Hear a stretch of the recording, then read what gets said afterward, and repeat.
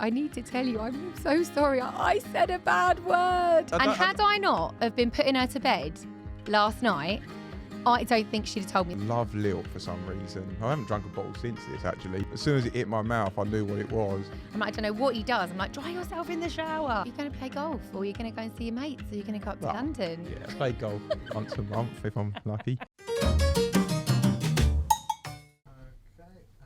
Do we put our headphones on? If you want headphones, you can have them, but you don't need them. It's up to you. Don't need them. Don't need them. Okay. Cool. All right, we're rolling. Yeah. Okay. Welcome to the Fun Dad, Dean and Wife Unfiltered podcast. I'm Dean, and this is where we cut through the BS of parenting. So those who don't know us, know me, it all started back in 2020 on TikTok, making weird videos about parenting, videos my wife. Yeah, basically it was the start of lockdown and Dean decided to start an Instagram page. So not only was I working from home doing home learning, I had my husband on his phone the whole time. So yeah, that was great. So yeah, we had our first child, Daisy, and we used to look at social media, especially Instagram, and a lot of stuff on there was kind of a fake facade of parenting. We used to actually look on there and feel quite down about what we were seeing, didn't we? Yeah. You know, I remember you getting quite upset about the content because everyone seemed to have it figured out, and our kids were driving us nuts and not sleeping, not eating, not doing anything we wanted them to do. So got to 2020, decided to make a TikTok page originally, making videos, and it's kind of, gone up from there. Joined Instagram in 2022, and it's kind of gone from there, isn't it? So now we decided to do a podcast, which you decided to do a podcast. Yeah, I've putting it out there. I've kind of dragged my wife into it, but pushing past your comfort zone is good, isn't it? Yeah, well, I think the first few, definitely the first year or so, Dean was on social media. I refused to be in pictures. I wouldn't be in videos.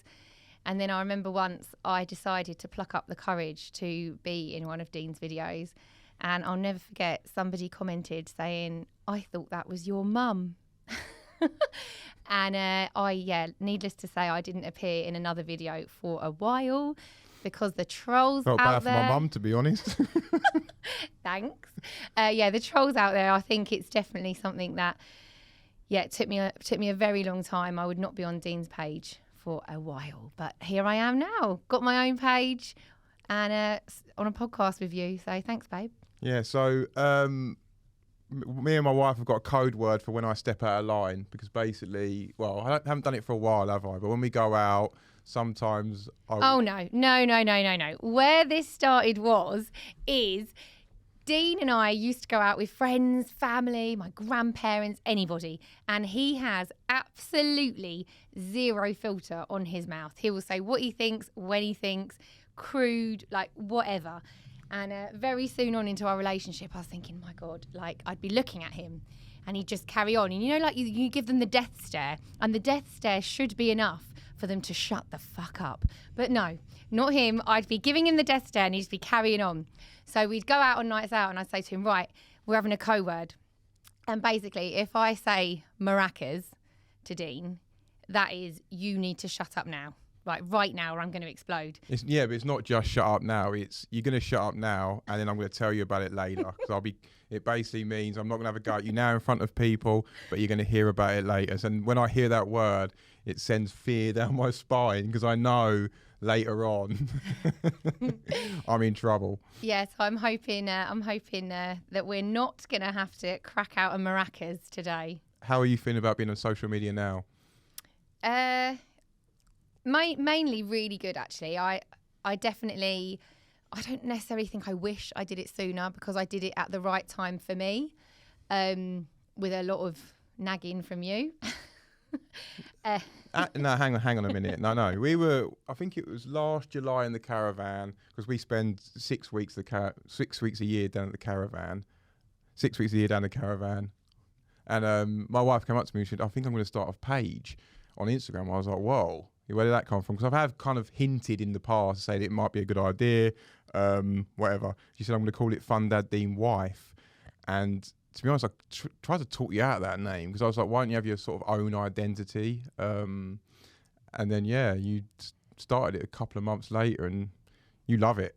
I think you enjoy it more than I do.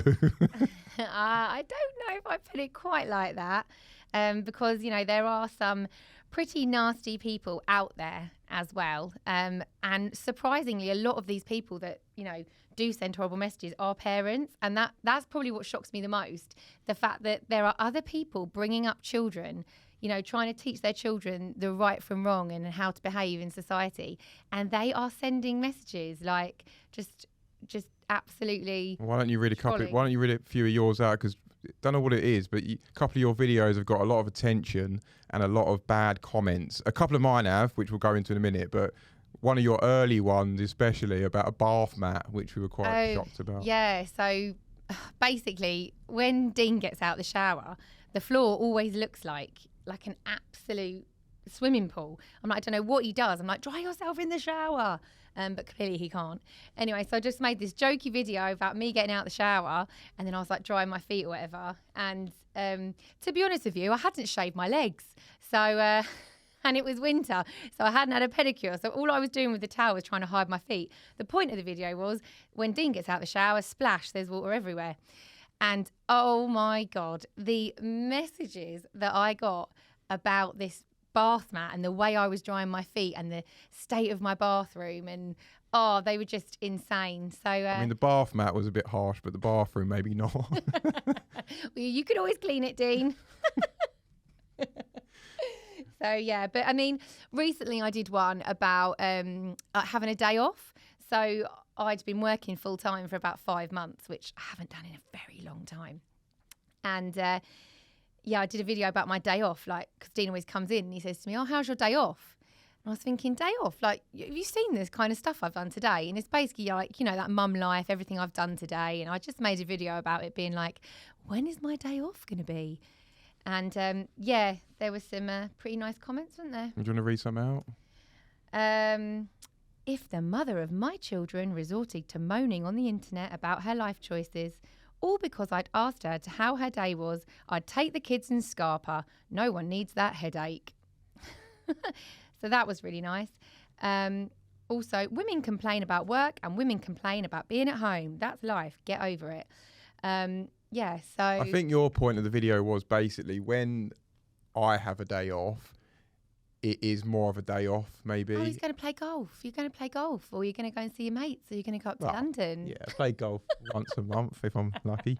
Yeah, no, I know. I get what you were saying by the video, and I think mums definitely, not all, well, from our point of view, you don't necessarily have a day off when it's your day off, do you? And even at the weekend, we're both off, but having kids is hardly off time, is it? No, I think everyone's the same, to be fair. You know, it's all that weekend life, gymnastics and swimming lessons and all that jazz. So, yeah, I mean, I think all us mums are very much due a day off in a spa, you know, relaxing would be good. So I suppose my main worry, having now been on social media myself and obviously seeing you on social media, my main worry is just how we're going to cope with our children growing up with that platform, all the different platforms, you know, everything is, you know, it took me a very long time, and I'm an adult, to even agree to do a page, to agree to be in your videos and put myself out there. And I suppose my worry for the future, like all parents worry, like, you know, what's the right age for them? Should they be on it? You know, should we be monitoring it? I don't know. Yeah, I mean, well, our eldest Daisy is 9 years old, and we're a bit early yet for her to be using social media or even thinking about social media, but she does have it's an iPod Touch where she uses it to message family, close friends, gets access to like games like Roblox, stuff like that. But we had an incident where she is quite natural in front of the camera, and she would pick up one of our phones and just make these cool videos, especially in lockdown, and she's got quite a way of doing it, and it's quite cool. So I was kind of, she asked me to download this app where she can make videos and learn how to edit and stuff. She's obviously only 9, but she weren't going to post it anywhere, as I thought. Hold on. can I just stop you there? See, I think this is the mistake that Dean has made.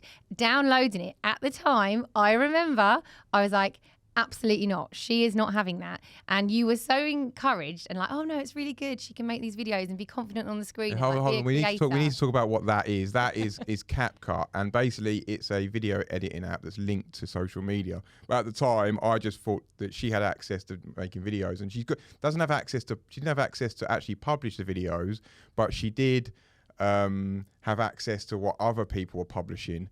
And what we found out after a while is she was like commenting on. What was she commenting on? Just So there'd be like transition videos, say a man and wife, say, or a man and woman. They would, you know, I don't know, do a transition video from in their pajamas to being all dressed up. And then Daisy would comment things like, oh, so are you going to get married? And honestly, when I saw her commenting on these random people's videos, oh, my heart sank. And I just panicked. And I was just like, oh my God, we're the worst parents in the world. I can't believe that we've let her have access to this. And then straight away I was panicking. Has she been uploading her videos? Have people had access to her? And I just deleted it, didn't I? I just completely, just straight away went on the app and just deleted it. And I'm really, really wary. I just don't think that they should have phones or social media. I don't know what's right. It's really, really hard. I think you're much more stricter than I am on it, which is a good thing. I'm worried about it, especially with Instagram, because, you know, even as adults we compare ourselves to other people, but as kids, especially girls, I think, and I've got girls, so I'll maybe bias towards that, but I think it's really a bad thing for them to get into early. And I've seen other teenagers just sit there on their phones, just scrolling TikTok or Instagram, brain numbing stuff. And also, it's just, I think bad for their... It's bad for their development, their mental health, everything. And I think the way that, you know, girls in particular, I don't really know about boys because obviously we've got girls, but the way they speak to each other on there and just, you know, you can say something behind somebody's back very easily, but it's much harder to say it to their face. And social media is allowing that platform to just be nasty and not have to deal with the person's like face-to-face reaction. Because can you imagine when we were at school, like some of the stories that we tell each other, that stories that, you know, for the now are only with the people that were in the room that it happened to. Like, I know that there are some particularly embarrassing stories from school that maybe both of us have. Imagine them being filmed and then being shared all over social media. Yeah, I know. No? Because I've got, I was in a maths class when I was 14 maybe, and I used to always drink a bottle of Lilt. So I love Lilt for some reason. I haven't drunk a bottle since this actually, but I used to love it. Is Lilt still a thing? Yeah, I think it is. Anyway, so it's a green bottle, so you can't actually see the colour of the liquid inside it, right? So I used to have a green blazer at school and used to put it in my bottle of Lilt in my pocket, and I was sitting there in maths with my blazer on with a bottle of Lilt there, and one of the blokes behind me had taken the bottle out, pissed in it, and put it back in my blazer, and then got out of class.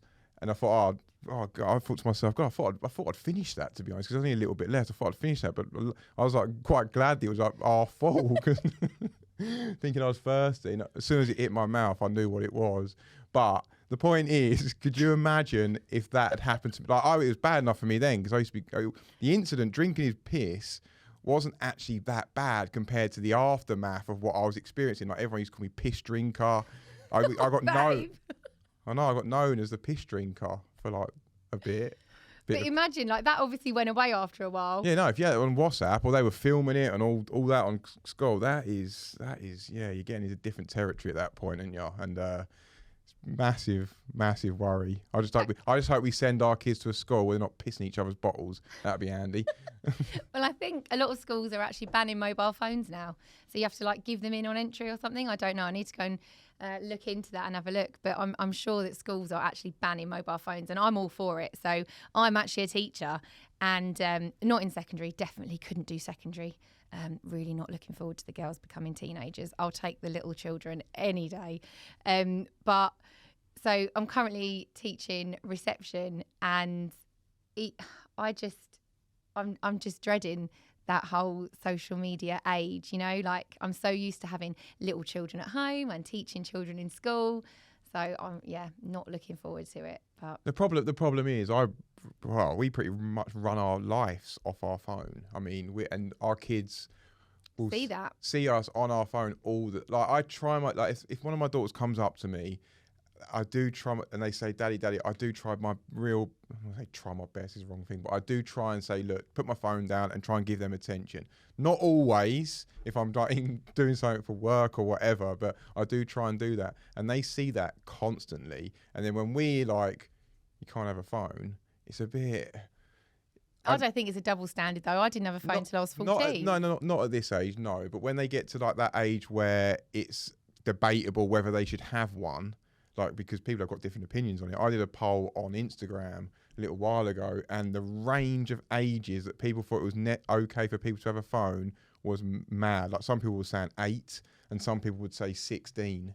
Wow. So there's a massive range of what people's perception of is allowable, really. And I'm a bit in between. I think 16 is a bit overkill if I'm honest, but I think 8 is like, it's too early. But I would say when they go to secondary school and they're getting the bus to school or they're travelling on their own, whatever, they need something. I would not feel comfortable sending my daughter out without a phone there. Would you? Oh, no, I suppose not. I mean, you just want to ban all phones forever for children. I know. But I mean, I don't know. I definitely think that I would like to think that when the girls have friends around our house, or you know, I would like them to be able to say leave their mobile phones at the door and they interact with each other and we'll play games with them, or you know, make sure the garden's really fun and interactive and that they can go on the trampoline, or I don't know, because you are very conscious of it. I've noticed, very conscious of it. Like if we go out with people, you're very conscious of not having iPads. No, like you'll be, if we go to the pub with our friends, iPad would be kind of last port of call. Oh yeah, after dinner. Once they've eaten, once they've been there a while, because I feel like you take the kids to the pub, you play a bit of Uno, you play some cards, you have a little chat, they eat their food. And then, you know, if I want to stay for that extra glass of wine and they're bored, that's me keeping them in an environment where actually they're bored, they're not enjoying themselves, they've reached their limit now. So that's fine. You can watch a bit of, you know. Whereas like, sometimes I'm a bit like, oh, we've gone to the pub, it's me. Like but the pub, I feel like maybe it's me and my wife's time a bit, and I'm a bit like, oh, just do whatever's necessary to keep them occupied so we can have a chat, because we don't really get to chat that much in like normal life, you know? Do we really? Well, we do, but like not like massive lengths of time, do we? I don't know, don't we? I feel like you talk quite a lot, babe. Yeah, I'm just trying to get over the fact that I told everyone that embarrassing story about me. So have you got any stories you want to share? I've got loads of embarrassing stories, but luckily enough, they're not all over the internet. But I suppose I'll be counteracting my argument if I randomly tell one now. I mean, I've got one that actually at school, I don't think anyone to this day even knows it was me. But basically, we were all like walking into assembly, and you know, and you all have to like line up in the corridor, and like the whole school is going into assembly. This is at secondary school. So there was like, I don't know, maybe like the year group assembly. I remember we were all going in. And you know how if I need to fart, I just have to fart. I can't hold it in. So I thought I'd let one go, and I thought it would be okay, and I thought I'd be safe, but it really wasn't. It absolutely stank, and I was like sweating. I was thinking to myself, oh my God, this is absolutely mortifying. Everyone's going to know it's me. But luckily, what started happening is people started checking their feet, the soles of their feet for dog poo. So everyone's just kind of like checking their feet, thinking, oh, someone's got dog poo in their shoe. So I just joined in and started looking at the sole of my feet, and then just kind of like carried on walking into assembly. And to be fair, as an adult, that's also happened to me in Asda as well. So I remember being in the card aisle in Asda, and on one side it's cards and the other side it's toys. And did it again in there as well. And the people started checking their soles of their feet for dog poo. So I'm guessing the moral of the story is I might need to go and get my bowels checked. You're not worried about letting rip though, are you? Let's be honest, especially in front of me. Oh, thanks, babe. Because I posted something on social media the other day about couples who don't fart in front of each other. So I think that's quite a weird one that couples wouldn't do that because. Do you think? I mean, I would make myself very unwell if I didn't. No. Yeah, it's weird that people don't do it. Oh, okay. Yeah, it's weird that people don't do it because if I didn't do it, I'd spend all day outside or hiding in the toilet from you because it's like a brass band in our house, isn't it? For God's sake. See, this is where I get really paranoid and really, I don't know, like putting your life out there on social media. We're like opening ourselves up to get trolled. Like if you're this married couple that has never farted in front of yourself, you're going to think we're absolutely disgusting. Do you know what I mean? Yeah, but most people, well, you can't cater for everyone on social media, can you? You can't cater for it. That's one thing I've learned about doing social media. You can't cater for everyone. You have your opinions and your life, and people will relate to it or they won't. And yeah, well, that's what I literally would put one social media post out, and I could get. So I put a social media post out about me. I basically took the mick out of one of my daughter's artwork, and it was just like a plate that she'd made and a hole punch that she'd punched a couple of hole punches in with a string hanging off it. And to be honest with you, even for a 4-year-old at the time, there was no effort. It didn't look like any effort whatsoever. So I made a social media post just taking the piss out of it, lighthearted. And you had some people who found it absolutely hilarious. And I've got a comment here, and he said, "Your daughter deserves a better dad." So you've got somebody finding it extremely funny, and you got someone just completely and the worst thing about it wasn't even that comment that was the worst thing about it. It was the fact that it got that. The worst thing about it was the crap artwork, Dean. No, not enough effort had gone into it. Yeah, well, yeah, obviously. But the worst bit about that comment was that comment alone had 2,373 likes. So it wasn't. Oh God. Yeah. To be fair, one thing you know about social media, once you post a video and it goes to your normal people who follow you, they generally like it because they know your normal stuff. But once it gets pushed out further, you get all kinds of random stuff where people don't really know you. They don't know your they don't know your kind of humour. They don't know anything about you. So they just take the video at face value. And that's when you get bad comments. Because I wouldn't say, if I got bad comments from my, say, followers, I would be like, maybe I fucked up here a bit. Or maybe you know what I mean? Yeah. You know what I'm trying to say? So, yeah. I think though with the artwork thing, I think a lot of people are the same. I mean, surely, like I am actually a reception teacher. That is what I do. And obviously Ruby, our youngest, was in reception at the time when she brought home what you perceived as an absolute crap bit of, junk that needed to go straight in the bin. But I can see that from a child's perspective, all children have different abilities. And we know from our daughter, we know Ruby, we see what she's capable of, and we knew that she'd put 0% effort into that and it was just crap. But for some children, that might have been a really big achievement and they might have been really proud of themselves. And, some people out there might say, oh, you need to value everything that your child does. But I know you're very much not like that. No. It's about the effort behind it and the fact we knew she hadn't put in any effort. Yeah, it's obviously about the effort about it, 100%, but not every piece of artwork should be put on the fridge just because your daughter done it. I believe that kids need as an element of standard, especially when there's effort involved. If your child puts 0 effort into something and you reward that just because it's something your child done, I don't whether that's breedingly correct. Yeah, but I think as well, there's just a real big disparity in children's abilities as well, Yeah, it's not all about the result. Obviously, it's not all about the result because some kids that would be great for. But I'm not saying Ruby's are super talented in that kind of aspect, but I know from that there was nothing, no effort gone into it at all. See, when the children bring artwork home from school, I very much will value it. It will go on the fridge maybe for a week, maybe 2, if it's actually something that they've really taken pride in and made an effort in. But deep down inside, most of the stuff, I just can't wait to get it in the bin. I don't have the room in the house. I can't be dealing with the clutter. And I keep a few of the odd bits, like I've got a little box with, a few memories and such from over the years. But at the end of the day, we can't keep everything. I mean, you just can't. I had some people message me once over a video when I'd said about, what do you do with your children's old books, like their maths books, their science books, all these books that the children have and they bring home. Surely you can't keep them all. No.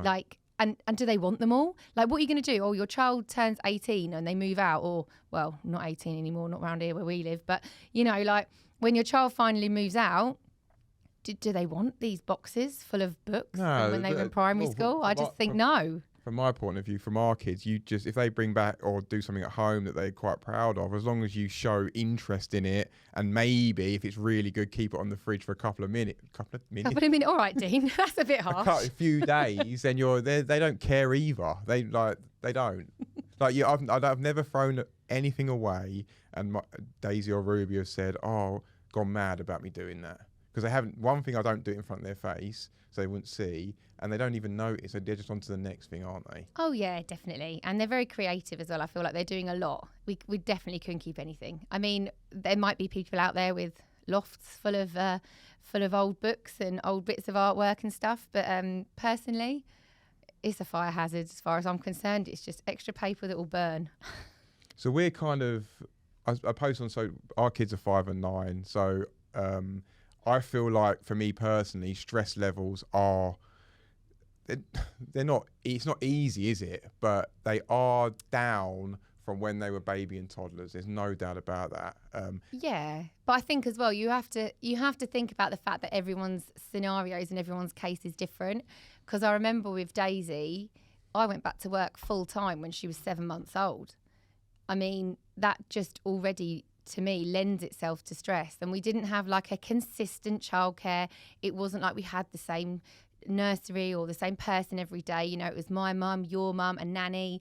And then I remember sometimes having to like beg family members and, you know, and beg friends to just cover and help when people were off. And I think it depends on the situation, because I know that when I had, you know, I think I had 11 months off with Ruby, it was easier. It was so much easier, because that, you know, working full time and having a newborn is incredibly hard. Well, I found it incredibly hard anyway. Yeah, so you see it in that way. I see it in the way that I just look back at those early days, and I felt the fact that our kids have, both of them from 0 to 3, didn't get to sleep very easily, and they didn't stay asleep either. If you remember those times, it was incredibly tiring, and we used to every night they'd wake up pretty much multiple times a night. Neither of them have ever eaten well. I would say they obviously eat well, but in the sense that you just give them anything they'll eat it. Some kids, you literally just give them anything they'll eat. Our kids are incredibly fussy, and during those early years I found that incredibly difficult, whereas now we kind of know what they like. No, obviously that changes a bit, but you know what I'm saying. It's a lot more. Yeah, but I think as well, I do think that being a working parent did make some of those aspects harder. For example, with the whole eating thing, I didn't used to get in from work till like 6, half 6. You didn't get used to getting till half 6, 7. We weren't eating as a family because it was too late for the kids, so they weren't eating dinner. We weren't eating dinner as a family.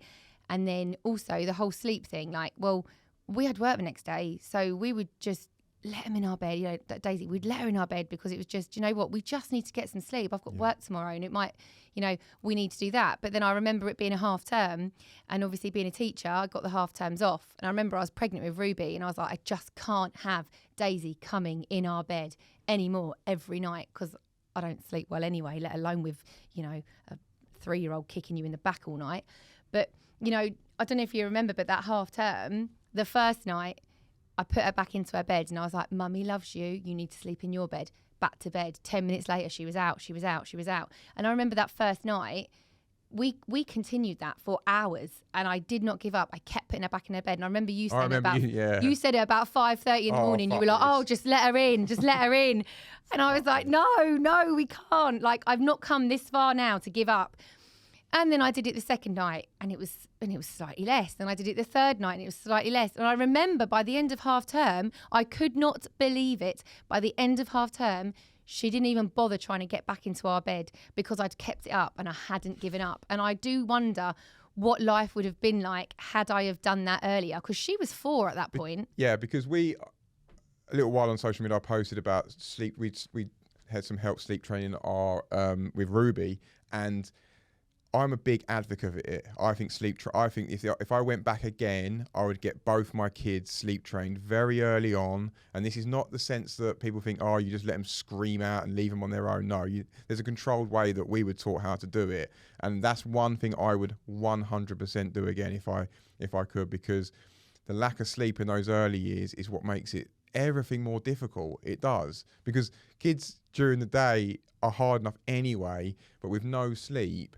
it just makes it harder. And I would say, so with the Ruby sleep training this time, it's going really well, wasn't it? And it was. I think what happened, I think with Ruby now, we've got her to a point where we can go up, put her to bed, and she does mess around. Like at the first 20 minutes, she's like, for you. Yeah, probably for me. but for hang about. Most nights when Sarah does bedtime, I'll get this little text message, I've had enough. Or I'll be very conscious of it, and I'll be like, do you fancy swapping? And not most, but a few. And I will sometimes, because I can get a sense of when it's taking a long time. But back to what I was saying now we've got to a stage with Ruby where we can do story. She messes around a bit, like doesn't really want to go to bed, but it takes about half an hour, doesn't it, on average now? Yeah, but that's with reading and story. And to be honest with you, I don't mind that. I'm not bothered about that now. I don't mind it. But I actually like it because she opens up to me at bedtime. She chats to me at bedtime, and we have the cutest little chat. Strong word, by the way. Oh no, like even last night, right? It was the cutest thing. Okay, so we're in bed. And she's trying to go to sleep, and she's like, "Oh, my tummy hurts." And I was like, "You're all right." I was like, "Do you want to go for a wee?" I was like, "Da da." Anyway, and she's like, "Oh, my tummy hurts." And I was like, "Okay." And I was like, "Do you want to talk to me about anything? Like, are you okay?" And she's like, "Mummy, I've done something." And I was like, "Okay.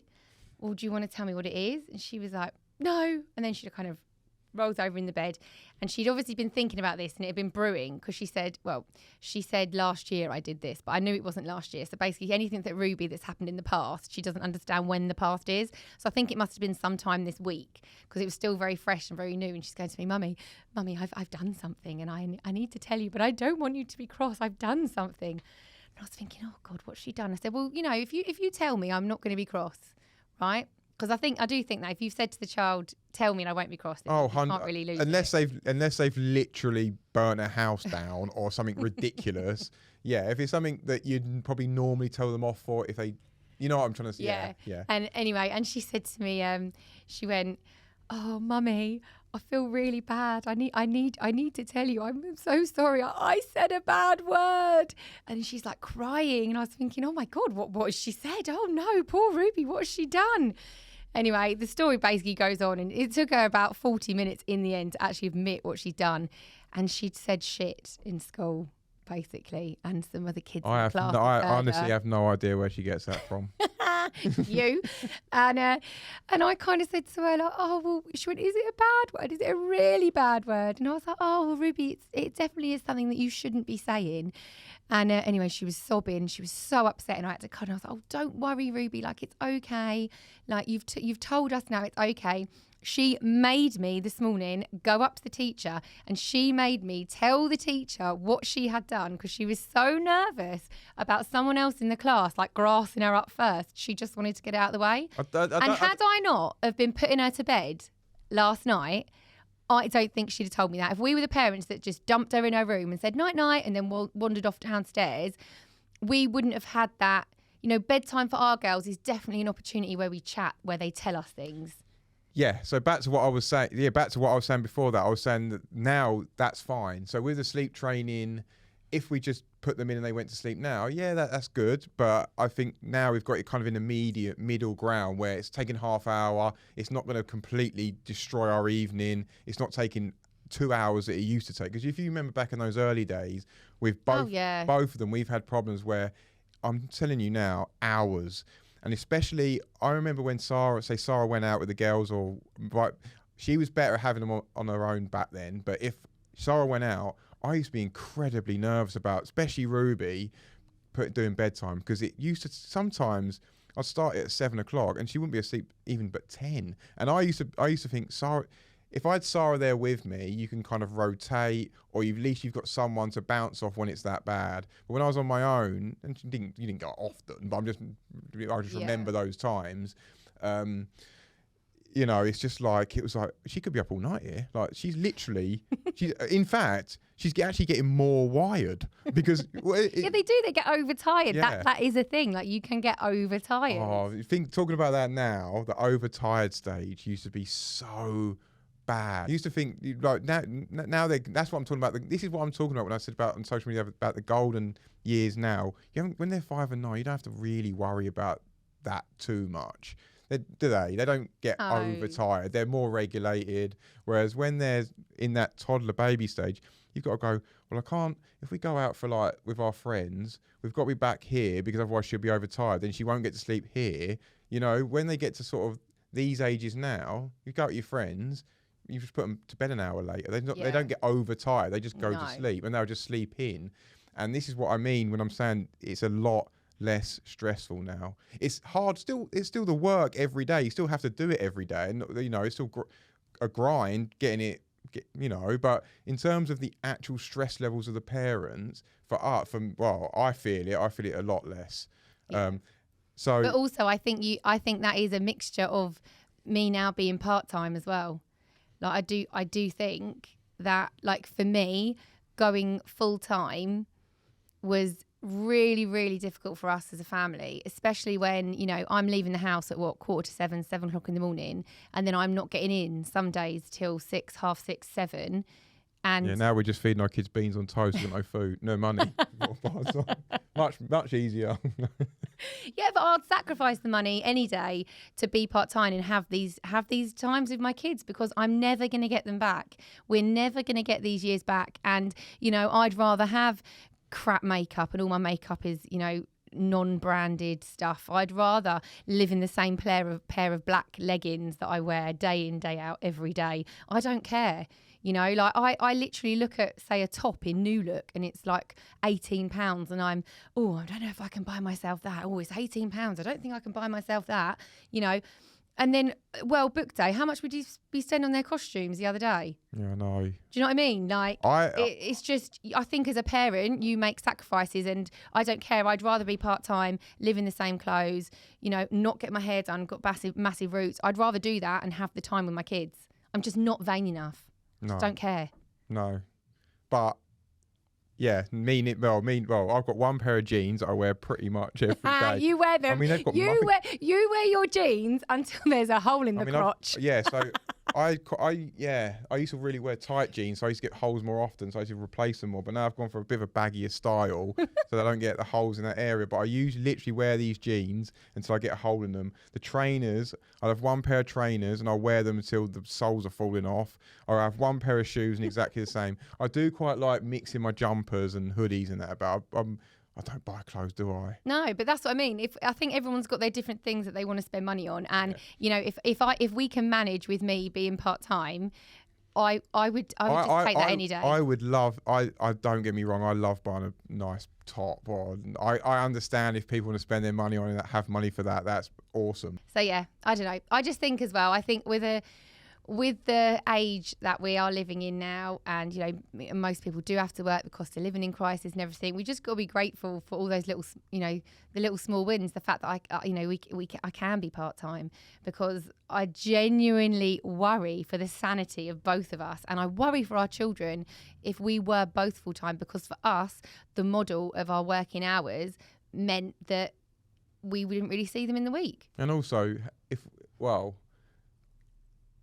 you might need to go back full time because of the cost of food. It's fruit. Oh, I knew you were going to say that. I can't get my head around it. I honestly can't. I go into probably doesn't help, but we've got a Marks and Spencer's garage right by our house. So I usually take I go for a walk there every day pretty much, just to get a nice 10-minute there and 10-minute back, so it's a perfect 20-minute walk. No one really misses me, but every time I go in there we buy fruit, don't we? Yeah. And it's literally blueberries 3-4 quid, strawberries the same. I've gone in there, you spend 12 quid on fruit, and then you give it, because our kids won't touch. I know people say to me, "I'll give them an apple," but our kids won't touch an apple, will they? No. At least Sometimes if I cut it up and cut the skin off, they might eat an apple. At least if we give them like a blueberry or a raspberry or a strawberry, and they will eat that at home. But our little Ruby's got into the stage where she won't have a raspberry or a strawberry without extra sugar on it, and I don't know where she's got that from because I didn't start that off. It wasn't me. Somebody, I think, unbeknown to us, has given her a fruit, put sugar on it, and now there's no going back. Because I remember when I was a kid, I didn't think you could have strawberries without sugar. Oh my God! It was you then. Must be you. No, because I back in the day, people weren't as health conscious as they are now. Like I used to, when I was a kid, I used to think sausage, egg, and chips was sausage, mash and chips was like a healthy. No, sausage, mash, and beans was like a healthy dinner. So do you see now that why though? So there's this thing that Dean really does, and it really annoys me. I don't know if you have this at home, but I have this at home. So I'll like go to Asda because don't shop with Marks all the time. So I'll go to Asda and I'll buy all the fruit for the kids. And our kids are basically, because they're so fussy eaters, they're packed lunch, right? And I'll go in and I'll get in and Dean is sitting there on the sofa eating a whole punnet of blueberries. And honestly, I get really irrationally annoyed. I'm like, babe, that's for the kids. That's for the kids. My way of thinking is if I'm healthier, I'm happier, i.e. blueberries will make me healthier, they'll make me happier, then we will, in the end, hopefully earn more money because I will be more on it. If I'm sitting at home eating bad food, then... You know what I'm trying to say? I know what you're trying to say, but I just can't be bothered to go back to Asda to get more fruit. So I'm really conscious. I love strawberries. I love fruit. But if it's in the fridge, in my head, I'm like, it's for the kids. And I probably shouldn't do that. It's probably why, I am the size I am. But I just will always, if there's fruit in the fridge and the kids like it, I will avoid it and I'll go and have something else because in my head, I'm like, it's for the kids. And it does annoy me as well, like people who... Because we've done a couple of posts about kind of chicken dippers and that. Our kids, I know, on a Monday afternoon, I pick the kids up. I work from home on a Monday afternoon, so we just done that in lockdown, and there's no point in getting childcare for a couple of hours, so I've carried on with that. And my go-to meal is chicken dippers, chips, and broccoli. And I know both of them are going to demolish that, absolutely demolish that. So. And they've got some broccoli in there, chips and chicken dippers. Okay, they're not the healthiest food, but it's fairly affordable, and we know they're going to eat it. I just think, do you? Like, I just think, do what works for your family. Do what works. If they're going to eat it, let them eat it. I'm sorry, but I try my best to make them healthy, and they do eat fruit and they do eat veg. But some days, if it's a load of crap, it's a load of crap. It's fine. I know. I get very conscious though if we're constantly feeding them crap. Like I got home last night. And you were like, oh, Ruby's had 3 bags of crisps today, and I was like, you were like, they were baked. They were Walker's baked crisps. Look, our kids are probably either marginally, would you say underweight or marginally just normal for their age? Kind of. Daisy's slightly under, but Ruby's fine. Yeah, so we're always quite conscious about because they're quite fussy eaters, very fussy eaters. We're quite conscious of getting them to eat, aren't we? And I think sometimes we'll just overcompensate with calorific foods just to make sure they've eaten. I think as well, this is where, like, the teacher in me now, I've been teaching for 14 years and I've come across, obviously in that time, hundreds, if not thousands of different children. And, no 2 children I've ever encountered are the same. And I've seen fussy eaters, I've seen children that eat really well. And I think that, I just think as long as they're eating, they're getting calories, they're getting the nutrients that they need, and it's a semi-balanced diet, they will eat.